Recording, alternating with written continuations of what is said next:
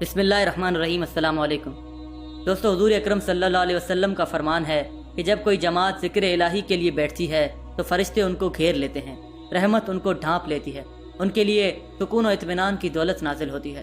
اللہ تعالیٰ ان کا تذکرہ ان فرشتوں میں فرماتا ہے جو اس سے قریب ہوتے ہیں۔ حضرت ابو ہریرہ رضی اللہ تعالیٰ عنہ سے روایت ہے کہ پیارے آقا صلی اللہ علیہ وسلم نے ارشاد فرمایا کہ اللہ کے کچھ فرشتے راستوں میں ذکر کرنے والوں کی تلاش میں گھومتے ہیں۔ جب وہ ذاکرین کی کسی جماعت سے ملتے ہیں تو ایک دوسرے کو پکارتے ہیں کہ آؤ اپنے مقصد کی طرف، یعنی جنہیں ہم تلاش کر رہے تھے وہ ہمیں مل گئے ہیں۔ پھر وہ فرشتے محبت و الفت کی طور پر ذاکرین کو اپنے پروں میں ڈھانپ لیتے ہیں۔ پھر جب وہ فرشتے اپنے رب کی دربار میں حاضر ہوتے ہیں تو اللہ تعالیٰ ان سے پوچھتا ہے، حالانکہ اللہ اپنے بندوں کا حال بخوبی جانتا ہے، لیکن فرشتوں سے اپنے ذاکر بندوں کی تعریف سننا پسند فرماتا ہے۔ تو اللہ تعالیٰ پوچھتا ہے، اے فرشتوں، تم نے میرے بندوں کو کس حال میں پایا؟ فرشتے عرض کرتے ہیں، اے میرے رب، تیرے بندے تیری تسبیح بیان کر رہے تھے، تیری بڑائی بیان کر رہے تھے، تیری تعریفیں بیان کر رہے تھے، تیری بزرگی بیان کر رہے تھے۔ اللہ تبارک و تعالیٰ فرماتا ہے، کیا انہوں نے مجھے دیکھا ہے؟ تو فرشتے عرض کرتے ہیں، نہیں مولا، انہوں نے تجھے نہیں دیکھا۔ اللہ تعالیٰ فرماتا ہے کہ اگر وہ مجھے دیکھ لیتے تو ان کا کیا حال ہوتا؟ فرشتے عرض کرتے ہیں، اگر وہ تجھے دیکھ لیتے تو وہ اور زیادہ تیری عبادت کرتے اور زیادہ بزرگی بیان کرتے اور زیادہ تسبیح بیان کرتے۔ اللہ تعالیٰ فرماتا ہے، وہ مجھ سے کیا مانگ رہے تھے؟ مولا، وہ تجھ سے جنت مانگ رہے تھے۔ اللہ عز و جل فرماتا ہے، کیا انہوں نے جنت دیکھی ہے؟ فرشتے عرض کرتے ہیں، نہیں، بقسم رب، انہوں نے جنت نہیں دیکھی۔ اللہ تبارک و تعالیٰ فرماتا ہے، اگر وہ جنت دیکھ لیتے تو ان کا کیا حال ہوتا؟ فرشتے کہتے ہیں کہ اگر وہ جنت دیکھ لیتے تو وہ اس کی بہت حرص کرتے، اس کے بہت طلبگار ہو جاتے اور اس کی طرف ان کی رغبت اور زیادہ ہو جاتی۔ اللہ تعالیٰ فرماتا ہے، وہ کس چیز سے پناہ مانگ رہے تھے؟ فرشتے عرض کرتے ہیں، جہنم کی آگ سے۔ اللہ فرماتا ہے، کیا انہوں نے جہنم کو دیکھا ہے؟ تو فرشتے عرض گزار ہوتے ہیں، آپ کی قسم اے رب، انہوں نے اسے نہیں دیکھا۔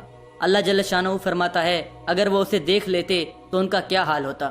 فرشتے کہتے ہیں، اگر وہ اسے دیکھ لیتے تو وہ اس سے مزید بھاگتے اور زیادہ ڈرتے۔ پھر اللہ جل شانہ فرماتا ہے، اے فرشتوں، میں تمہیں گواہ بناتا ہوں کہ میں نے ان سب کو بخش دیا ہے۔ فرشتے کہتے ہیں کہ اے اللہ، ان میں ایک شخص ایسا بھی تھا جو ذکر نہیں کر رہا تھا بلکہ اپنی کسی ضرورت کے لیے ان کے پاس آیا تھا۔ تو اللہ تعالیٰ فرماتا ہے، ان کے پاس بیٹھنے والا بھی محروم نہیں رہتا۔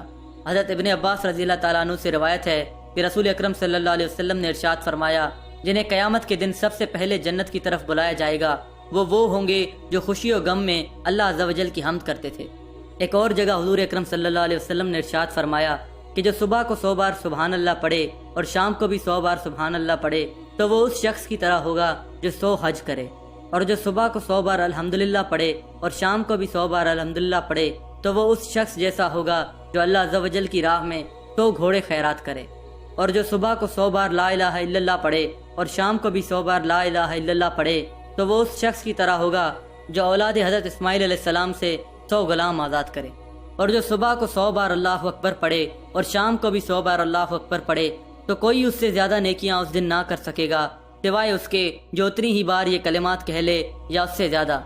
حضرت ابو دردہ رضی اللہ تعالیٰ عنہ سے روایت ہے کہ رسول اکرم صلی اللہ علیہ وسلم کا ارشاد ہے کہ قیامت کے دن اللہ تعالیٰ بعض قوموں کا حشر اس طرح فرمائے گا کہ ان کے چہروں پر نور چمکتا ہوگا، وہ موتیوں کی طرح ممبروں پر ہوں گے، لوگ ان پر رشک کرتے ہوں گے، وہ نہ انبیاء ہوں گے اور نہ شہداء ہوں گے۔ کسی نے عرض کیا، یا رسول اللہ، ان کا حال بیان فرما دیجئے تاکہ ہم ان کو پہچان لیں۔ حضور صلی اللہ علیہ وسلم نے فرمایا، یہ وہ لوگ ہوں گے جو اللہ تعالیٰ کی محبت میں مختلف جگہوں سے مختلف خاندانوں سے آ کر ایک جگہ جمع ہو گئے ہوں اور اللہ عز و جل کے ذکر میں مشغول ہوں۔ حضرت ابو ہریرہ رضی اللہ تعالیٰ عنہ روایت کرتے ہیں کہ رسول اللہ صلی اللہ علیہ وسلم نے ارشاد فرمایا، جب بندہ ذکر الہی کے لیے اپنے ہونٹوں کو ہلاتا ہے اور ذکر کرتا ہے تو اللہ تعالیٰ اس کے ساتھ ہوتا ہے۔ حضرت عبداللہ بن بصر رضی اللہ تعالیٰ عنہ سے روایت ہے کہ ایک شخص رسول اللہ صلی اللہ علیہ وسلم کی بارگاہ میں حاضر ہوا اور عرض کیا، یا رسول اللہ صلی اللہ علیہ وسلم، اسلام کے مجھ پر بہت سے احکام ہیں، آپ مجھے ایسی بات بتا دیں جس پر میں تکیہ کروں۔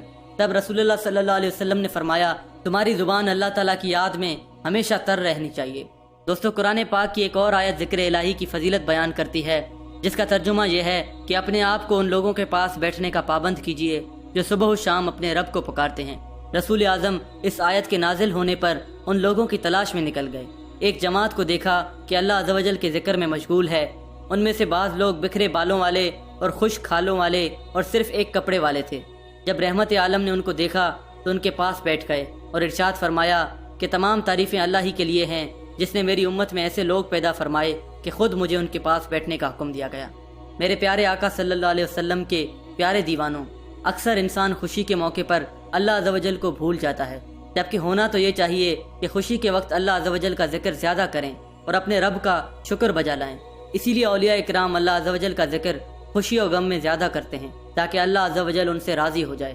انسان خوشی اور غم میں اللہ عز و جل کا ذکر کرے تو اللہ عز و جل اس بندے سے غم دور کر دیتا ہے اور اس کی خوشیوں میں اضافہ کر دیتا ہے، اس لیے کہ خوشی اور غم دونوں اللہ عز و جل کی طرف سے ہیں۔